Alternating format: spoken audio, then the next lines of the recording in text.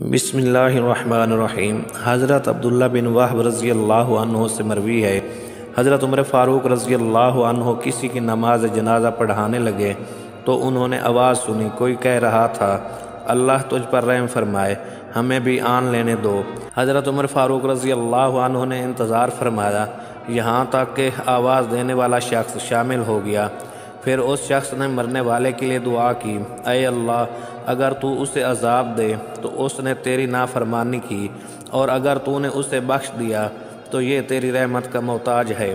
جب اس شخص کی تدفین مکمل ہو گئی تو اس شخص نے اس کی قبر کے پاس کھڑے ہو کر کہا، اے صاحب قبر تمہیں نجات مل سکتی ہے اگر تم دست شناس خراج جمع کرنے والے سردار یا نگہبان نہیں تھے۔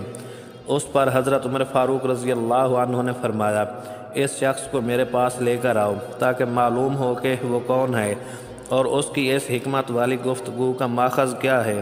وہ شخص لوگوں کی نظروں سے اوجھل ہو گیا اور لوگوں نے دیکھا وہ جہاں سے گزرا وہاں کی زمین سرسبز و شاداب ہو گئی تھی۔ حضرت عمر فاروق رضی اللہ عنہ نے فرمایا، اللہ کی قسم یہ خضر علیہ السلام تھے جن کے متعلق رسول اللہ صلی اللہ علیہ وآلہ وسلم نے ہمیں بتایا تھا۔